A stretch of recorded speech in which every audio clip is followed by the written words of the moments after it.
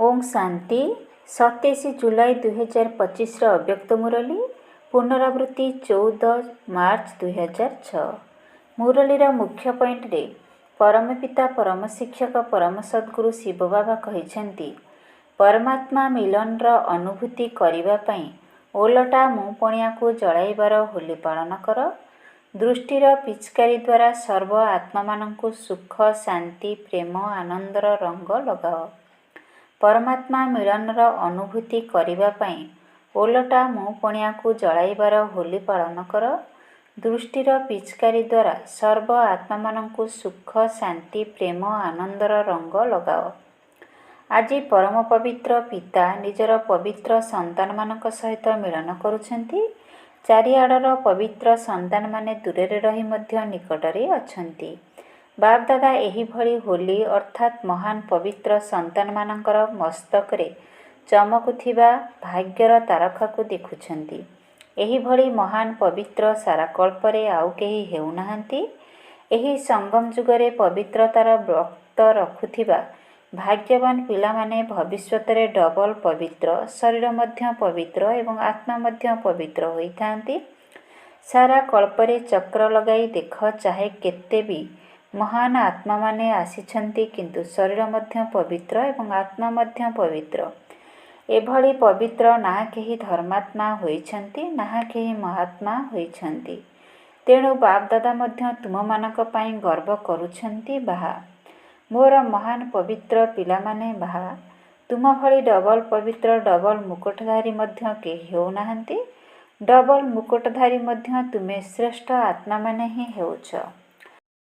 तुमर से डबल पवित्र डबल मुकुटधारी स्वरूप सम्मुख को आसुछि ना। सेथिपई तुम मानकर एही संगम जुगरे जो भली वास्तविक जीवन तैयारी हेउछि सेही जीवन गोटिए गोटिए विश्लेषतार स्मारकी को दुनिया रे लोक माने उत्सव रूप रे पालन करि चलिछंती। आज मध्य तुमे माने स्नेह रूपी विमान रे बसी होली पालन करिबा पई एठारे पहुंची जाइछ। होली पालन करिबा पई आसीछ ना। तुमे माने मध्य निजर जीवन रे पवित्रतार होली पालन करिछ। एहार प्रत्येक आध्यात्मिक रहस्य को दुनियार लोके माने स्थूल रूपे देई देइछंती काहेकि ना देह अभिमानी अटंती ना। तुमे माने तो आत्मा अभिमानी अट आध्यात्मिक जीवन वाला अट किंतु से माने देह अभिमानी अटंती। तेणु सब किछि स्थूल रूप रे ग्रहण करि नेछंती। तुमे माने जोगर अग्नि द्वारा निजर पुराणा स्वभाव संस्कार को भस्म करुछ बा जलाउछ किंतु दुनियार लोके माने स्थूल अग्नि रे जलाउछंती काहेकि जानिछ काहेकि ना पुराणा संस्कार को ना जलाइबा पर्यंत ना परमात्मांकर संगर रंग लागि परिबो ना परमात्मा मिलनर अनुभव करि परिबो। तेणु तुम मानकर जीवन रे एतिकी मूल्य रहिछि जहाँकि तुम मानकर गोटिए गोटिए धारणा रूपी पाद को से माने उत्सव रूप रे पालन करुछंती। काहेकि जानिछ काहेकि ना तुमे माने सारा संगम जुग को उमंग उत्साह भरा जीवन करि देइछ। तुम मानकर जीवनर स्मारकी को से माने गोटिए दिनर उत्सव रूपे पालन करुछंती। तेणु तुमे समस्तंकर सर्वदा एही भली उत्साह उमंग एवं खुशी भरा जीवन अटे तो सबुदिन अटे ना केबे केबे अटे। उत्सव सबु बळे रहुछि ना केबे केबे रहुछि। जो माने भाबुछंती जे आमे सदा सर्वदा उत्सव रे रहुछु खुशी रे रहुछु खुशी आमर जीवनर विशेष परमात्मा उपहार अटे। तेणु जहाँ भी होई जाओ किंतु ब्राह्मण जीवन खुशी उमंग उत्साह शेष होई परिबो नाही। एही भली अनुभव जो मानंकु हेउछि से माने हाथ उठाओ। बाप दादा सबु पिला मानंकर चेहरा सर्वदा खुशी भसिया अवस्था देखा चाहूँगी कहीं तुम मानक भली सौभाग्यशाली ना केही होइछि ना केही होई परिबो। जेहेतु एठारे भिन्न भिन्न वर्गर पिला माने बसिछ तेणु एही भली अनुभवी मूर्त हेबार निज प्रति कौनसी योजना करिछ कि आज अमुक अमुक वर्गर पिला माने आसिछंती। तेणु बाप दादा खुशी मध्य हेउछंती एवं पिला मानंकु स्वागत मध्य करुछंती। जेहेतु आसिछ तेणु अभिनंदन सेवार उमंग उत्साह मध्य भल रहिछि किंतु प्रथमे स्व उन्नतिर योजना कर। बाप दादा देखुछंती सबु वर्गर पिला माने परस्पर ठारू भल ଭଲ ଯୋଜନା ସବୁ କରୁଛନ୍ତି, କିନ୍ତୁ ଏହା ସହିତ ସ୍ୱ ଉନ୍ନତିର ଯୋଜନା କରିବା ବହୁତ ଆବଶ୍ୟକ ଅଟେ। ବାପଦାଦା ଏହି କଥା ଚାହୁଁଛନ୍ତି ଯେ ପ୍ରତ୍ୟେକ ବର୍ଗ ସ୍ୱ ଉନ୍ନତିର ବାସ୍ତବିକ ଯୋଜନା ତିଆରି କରନ୍ତୁ ଏବଂ ଏଥିରେ ନମ୍ବର ନିଅନ୍ତୁ। ଯେପରି କୌଣସି ସଂଗଠନରେ ସମସ୍ତେ ଏକାଠି ହୋଇଯାଉଛ, ଚାହେ ବିଦେଶବାଲା ଚାହେ ଦେଶବାଲା, ଏକାଠି ବସି ମିଟିଂ କରୁଛ, ଯୋଜନା ପ୍ରସ୍ତୁତ କରୁଛ। ବାପଦାଦା ସେଥିରେ ମଧ୍ୟ ସନ୍ତୁଷ୍ଟ ଅଛନ୍ତି। କିନ୍ତୁ ଯେପରି ଉମଙ୍ଗ ଉତ୍ସାହରେ ସେବା ଯୋଜନା ସବୁ କରୁଛ, ସେହିପରି ସେତିକି ଉମଙ୍ଗ ଉତ୍ସାହର ସହିତ ସ୍ୱ ଉନ୍ନତିରେ ଆହୁରି ଅଧିକ ଧ୍ୟାନ ଦେଇ ନମ୍ବର ନେବାକୁ ପଡ଼ିବ।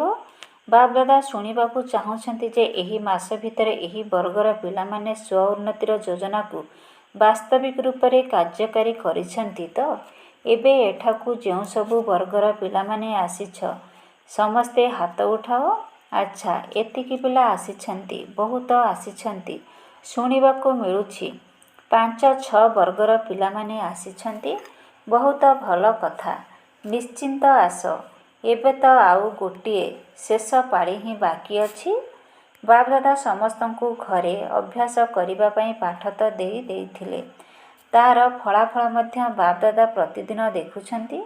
ତୁମେମାନେ ଭାବୁଥିବ ବାପଦାଦା ତ ଶେଷ ପାଳିରେ ହିଁ ହିସାବ ପଚାରିବେ, କିନ୍ତୁ ବାପଦାଦା ପ୍ରତିଦିନ ଦେଖୁଛନ୍ତି। ଏବେ ବି ଆହୁରି 15 ଦିନ ବାକି ଅଛି। ଏହି 15 ଦିନ ଭିତରେ ପ୍ରତ୍ୟେକ ବର୍ଗର ଯେଉଁମାନେ ସବୁ ଆସିଛନ୍ତି ସେମାନେ ମଧ୍ୟ ଏବଂ ଯେଉଁମାନେ ଆସିବି ନାହାନ୍ତି ସେହି ବର୍ଗ ଗୁଡ଼ିକର ନିମିତ୍ତ ହେଉଥିବା ପିଲାମାନଙ୍କୁ ବାପଦାଦା ଏହି ନିର୍ଦ୍ଦେଶ ଦେଉଛନ୍ତି ଯେ ପ୍ରତ୍ୟେକ ନିଜର ସ୍ୱ ଉନ୍ନତିର କିଛି ନା କିଛି ଯୋଜନା କର। ବିଶେଷ କରି କୌଣସି ଶକ୍ତିର ସ୍ୱରୂପ ହେବାର ବା କୌଣସି ବିଶେଷ ଗୁଣର ଧାରଣ ମୂରତ ହେବାର ବା ବିଶ୍ୱ କଲ୍ୟାଣ ପାଇଁ କୌଣସି ନା କୌଣସି ଲାଇଟ୍ ମାଇଟ୍ ଦେବାର ପ୍ରତ୍ୟେକ ବର୍ଗ ପରସ୍ପର ମିଶି ଯୋଜନା ନିର୍ଦ୍ଧାର୍ଯ୍ୟ କର ଏବଂ ତାକୁ ଚେକ୍ କର ଯେ ଯେଉଁମାନେ ବି ଆମ ବର୍ଗର ସଦସ୍ୟ ଅଛନ୍ତି, ତେବେ ମେମ୍ବର ଅର୍ଥାତ୍ ସଦସ୍ୟ ହେଉଛ, ବହୁତ ଭଲ କରିଛ, କିନ୍ତୁ ପ୍ରତ୍ୟେକ ମେମ୍ବର ନମ୍ବର 1 ହେବା ଦରକାର। କେବଳ ନାମ ନୋଟ ହୋଇଗଲା ଅମୁକ ବର୍ଗର ମେମ୍ବର ଅଟେ, ଏହା ନୁହେଁ ଅମୁକ ବର୍ଗର ସ୍ୱ ଉନ୍ନତିର ମେମ୍ବର। ଏହା ହୋଇପାରିବ ଯେଉଁମାନେ ବର୍ଗର ନିମିତ୍ତ ଅଛନ୍ତି ସେମାନେ ଉଠ। ବିଦେଶରେ ମଧ୍ୟ ଯେଉଁ 4-5 ଜଣ ନିମିତ୍ତ ଅଟନ୍ତି ସେମାନେ ମଧ୍ୟ ଉଠ। ବାପଦାଦାଙ୍କୁ ତ ସମସ୍ତେ ବହୁତ ଶକ୍ତିଶାଳୀ ମୂରତ ଲାଗୁଛ, ବହୁତ ଭଲ ମୂର୍ତ୍ତି ଅଟ। ତେବେ ତୁମେମାନେ ଭାବୁଛ ତ 15 ଦିନ ଭିତରେ କିଛି କରି ଦେଖାଇବୁ? କୁହ, ହୋଇପାରିବ? ଆହୁରି କୁହ, କ'ଣ ହୋଇପାରିବ? ପ୍ରଶାସକ ବର୍ଗବାଲା ଯୋଜନା କରିଛନ୍ତି ଯେ କେହି ବି କ୍ରୋଧ କରିବେ ନାହିଁ। ତାହାର ଚେକିଂ କରୁଛ ତ? ତୁମେ ଭଉଣୀମାନେ ସାହସ ରଖୁଛ ତ? 15 ଦିନରେ ଯାଞ୍ଚ କରି ଫଳାଫଳ ଜଣାଇ ପାରିବ। ବିଦେଶବାଲା ତ ହଁ କରୁଛନ୍ତି। ତୁମେମାନେ କ'ଣ ଭାବୁଛ ହୋଇପାରିବ? ଭାରତବାଲା କୁହ, ହୋଇପାରିବ? ବାପଦାଦାଙ୍କୁ ତ ତୁମ ସମସ୍ତଙ୍କର ଚେହେରା ଦେଖି ଲାଗୁଛି ଯେ ଫଳାଫଳ ଭଲ ଥିବ, କିନ୍ତୁ 15 ଦିନ ଯଦି ଏଥିପ୍ରତି ବିଶେଷ ଧ୍ୟାନ ଦେବାର ପୁରୁଷାର୍ଥ କରିବ, ତେବେ ଏହି ଅଭ୍ୟାସ ଆଗକୁ ମଧ୍ୟ କାମରେ ଲାଗିବ। ଏବେ ଏଭଳି ମିଟିଂ କର ଯାହାକି ଯିଏ ଯେଉଁ ଲକ୍ଷ୍ୟ ରଖିବାକୁ ଚାହିଁବ, କୌଣସି ଗୁଣର କୌଣସି ଶକ୍ତି ରୂପର, ଏଥିରେ ବାପଦାଦା ମଧ୍ୟ ନମ୍ବର ଦେବେ। ବାପଦାଦା ତ ଏସବୁ ଦେଖି ଚାଲିଛନ୍ତି। ନମ୍ବର 1 ବର୍ଗ ସ୍ୱ ସେବାରେ କିଏ କିଏ ଅଛନ୍ତି? କାହିଁକି ନା ବାପଦାଦା ଦେଖୁଛନ୍ତି ଯେ ପିଲାମାନେ ଯୋଜନା ତ ବହୁତ ଭଲ ଭଲ କରୁଛନ୍ତି, କିନ୍ତୁ ସେବା ସହିତ ସ୍ୱ ଉନ୍ନତି ଯଦି ଏକା ସାଥିରେ ହେଉନାହିଁ, ତେବେ ସେବାର ଯୋଜନାରେ ଯେତିକି ସଫଳତା ମିଳିବା ଦରକାର ସେତିକି ହେଉନାହିଁ। ସେଥିପାଇଁ ସମୟର ସମୀପ୍ୟତାକୁ ସମ୍ମୁଖରେ ଦେଖିବା ସହିତ ସେବା ଏବଂ ସ୍ୱ ଉନ୍ନତିକୁ କମ୍ବାଇନ୍ଡ ରଖ, ଅର୍ଥାତ୍ ମିଳିତ ଭାବରେ କର। କେବଳ ସ୍ୱ ଉନ୍ନତି ମଧ୍ୟ ହେବା ଉଚିତ ନୁହେଁ, ସେବା ମଧ୍ୟ ଦରକାର, କିନ୍ତୁ ସ୍ୱ ଉନ୍ନତିର ସ୍ଥିତି ଆଧାରରେ ସେବାରେ ସଫଳତା ଅଧିକ ହେବ। ତେବେ ସେବାର ବା ସ୍ୱ ଉନ୍ନତିର ଲକ୍ଷଣ ହେଲା ନିଜେ ମଧ୍ୟ ଦୁଇଟି ଯାକର ନିଜ ଉପରେ ସନ୍ତୁଷ୍ଟ ଏବଂ ଯାହାଙ୍କର ସେବା କରୁଛ ସେମାନଙ୍କୁ ମଧ୍ୟ ସେବା ଦ୍ୱାରା ସନ୍ତୁଷ୍ଟତାର ଅନୁଭବ ହେଉଥିବ। ଯଦି ସ୍ୱକୁ ବା ଯେଉଁମାନଙ୍କର ସେବା କରିବାର ନିମିତ୍ତ ଅଟ ସେମାନଙ୍କୁ ସନ୍ତୁଷ୍ଟତାର ଅନୁଭବ ହେଉନାହିଁ, ତେବେ ସଫଳତା କମ୍ ଏବଂ ମେହନତ ଅଧିକ କରିବାକୁ ପଡ଼ିବ। ତୁମେମାନେ ତ ଜାଣିଛ ଯେ ସେବାରେ ବା ସ୍ୱ-ଉନ୍ନତିରେ ସହଜରେ ସଫଳତା ପ୍ରାପ୍ତ କରିବାର ସୁବର୍ଣ୍ଣ ଚାବିଟି କ'ଣ? ଅନୁଭବ ତ ସମସ୍ତଙ୍କର ଅଛି। ସେ ଚାବିଟି ହେଲା ଚାଲିଚଳନରେ ଏବଂ ଚେହେରାରେ ତଥା ସମ୍ବନ୍ଧ ସମ୍ପର୍କରେ ନିମିତ୍ତ ଭବ, ନିର୍ମାଣ ଭାବ ଏବଂ ନିର୍ମଳ ବାଣୀ। ଯେପରି ବ୍ରହ୍ମା ବାବା ଏବଂ ଜଗଦମ୍ବାକୁ ତ ଦେଖିଛ, କିନ୍ତୁ ଏବେ କେଉଁଠି କେଉଁଠି ସେବାର ସଫଳତାରେ କମି ହୋଇଯାଉଛି। ତା'ର କାରଣ ହେଲା ଯାହା ଚାହୁଁଛ, ଯେତିକି କରୁଛ, ଯେତିକି ଯୋଜନା କରୁଛ, ସେଥିରେ ଫଳାଫଳରେ ଶତକଡ଼ା କାହିଁକି ହୋଇଯାଉଛି? ବାପଦାଦା ଅଧିକାଂଶ ପିଲାଙ୍କ ଭିତରେ ଏହାର କାରଣ ଦେଖିଲେ, ଯାହାକି ଗୋଟିଏ ହିଁ ଶବ୍ଦ ଅଟେ। କ'ଣ ଜାଣିଛ? ମେ ଅର୍ଥାତ୍ ମୁଁ। ଏହି ଶବ୍ଦଟି ତିନି ପ୍ରକାରରେ ବ୍ୟବହାର ହେଉଛି। ଆତ୍ମ ଅଭିମାନୀ ମୁଁ ହେଲା ମୁଁ ଆତ୍ମା ଅଟେ। ଏଥିରେ ମଧ୍ୟ ମୁଁ ଶବ୍ଦ ଆସୁଛି। ଦେହ ଅଭିମାନରେ ମଧ୍ୟ ମୁଁ ଯାହା କହୁଛି, ଯାହା କରୁଛି ତାହା ଠିକ୍। ମୁଁ ବୁଦ୍ଧିମାନ ଅଟେ। ଏହା ହେଲା ବିନାଶୀ ପଣିଆ। ତେଣୁ ଦେହ ଅଭିମାନରେ ମଧ୍ୟ ମୁଁ ଶବ୍ଦ ଆସୁଛି। ଏବଂ ତୃତୀୟ ମୁଁଟି ହେଲା ଯେତେବେଳେ କେହି ନିରାଶ ହୋଇଯାଉଛି, ସେତେବେଳେ ମଧ୍ୟ ମୁଁ ଶବ୍ଦ ଆସୁଛି। ମୁଁ ଏହା କରିପାରିବି ନାହିଁ, ମୋ ଭିତରେ ସାହସ ନାହିଁ, ମୁଁ ଏହା ଶୁଣିପାରିବି ନାହିଁ, ମୁଁ ଏହି କଥାକୁ ସମାହିତ କରିପାରିବି ନାହିଁ। ତେଣୁ ବାପଦାଦା ଏହିଭଳି ତିନି ପ୍ରକାରର ମୁଁର ଗୀତ ବହୁତ ଶୁଣି ଚାଲିଛନ୍ତି। ବ୍ରହ୍ମା ବାବା ଏବଂ ଜଗଦାମ୍ବା ମା ଯେଉଁ ନମ୍ବର ନେଉଛନ୍ତି, ତାହାର ବିଶେଷତା ଏହା ଥିଲା ଯେ ତାଙ୍କ ଭିତରେ ଓଲଟା ମୁଁ ପଣିଆର ଅଭାବ ଥିଲା। ମୁଁ କରୁନାହିଁ, ମୁଁ ବୁଦ୍ଧିମାନ ନୁହେଁ, ପିଲାମାନେ ବୁଦ୍ଧିମାନ ଅଟନ୍ତି। ଏବଂ ଜଗଦମ୍ବାର ସ୍ଲୋଗାନ କ'ଣ ଥିଲା ମନେ ଅଛି ତ? ପୁରୁଣା ପିଲାମାନଙ୍କର ମନେ ଥିବ। ଜଗଦମ୍ବା ଏହି କଥା କହୁଥିଲେ, ହୁକିମି ହୁକୁମ ଚଲା ରହା ହେ। ମୁଁ ନୁହେଁ, ଚଲାଇଲା ବାଲା ବାବା ଚଲାଉଛନ୍ତି, ନିର୍ଦ୍ଦେଶକର୍ତ୍ତା ବାବା କରାଉଛନ୍ତି। ତେଣୁ ପ୍ରଥମେ ସମସ୍ତେ ନିଜ ଭିତରୁ ଏହିଭଳି ଅଭିମାନ ଏବଂ ଅପମାନର ମୁଁ ପଣିଆକୁ ସମାପ୍ତ କରି ଆଗକୁ ବଢ଼। ସ୍ୱାଭାବିକ ଭାବରେ ପ୍ରତ୍ୟେକ କଥାରେ ବାବା ବାବା ଶବ୍ଦ ବାହାରୁ, ସତ ଭାବରେ ବାହାରୁ। କାହିଁକି ନା ବାବାଙ୍କ ସମାନ ହେବାର ସଂକଳ୍ପ ତ ସମସ୍ତେ ନେଇଛ। ତେଣୁ ସମାନ ହେବା ପାଇଁ ହେଲେ କେବଳ ଏହି ଗୋଟିଏ ରାଜକୀୟ ମୁଁ ପଣିଆକୁ ଚଳାଇ ଦିଅ। ଆଚ୍ଛା, କ୍ରୋଧ ମଧ୍ୟ କରିବ ନାହିଁ। କିନ୍ତୁ କ୍ରୋଧ କାହିଁକି ଆସୁଛି? କାହିଁକି ନା ପ୍ରଥମେ ମୁଁ ପଣିଆ ଆସୁଛି। ତେଣୁ ସମସ୍ତେ ହୋଲି ପର୍ବ ପାଳନ କରିବା ପାଇଁ ଆସିଛ ନା? ତେବେ ପ୍ରଥମେ କେଉଁ ହୋଲି ପାଳନ କରିଥାନ୍ତି? ଜଳାଇବାର। ଯେମିତି ତ ସମସ୍ତେ ବହୁତ ଭଲ ଅଟ, ବହୁତ ଯୋଗ୍ୟ ଅଟ, ବାବାଙ୍କର ଆଶାର ଦୀପକ ଅଟ। କେବଳ ଟିକିଏ ଏହି ମୁଁକୁ କଟ୍ କରିଦିଅ। ଦୁଇଟି ମୁଁକୁ କଟ୍ କର, ଗୋଟିଏ ମୁଁ ରଖ। କାହିଁକି ଜାଣିଛ? ବାପଦାଦା ଦେଖୁଛନ୍ତି ତୁମମାନଙ୍କର ହିଁ ଅନେକ ଭାଇ ଭଉଣୀମାନେ ବ୍ରାହ୍ମଣ ନୁହେଁ, ଅଜ୍ଞାନୀ ଆତ୍ମାମାନେ ନିଜ ଜୀବନଠାରୁ ଆଶା ହରାଇ ସାରିଛନ୍ତି। ଏବେ ସେମାନଙ୍କ ଭିତରେ ସାହସର ଡେଣା ଲଗାଇବାକୁ ପଡ଼ିବ।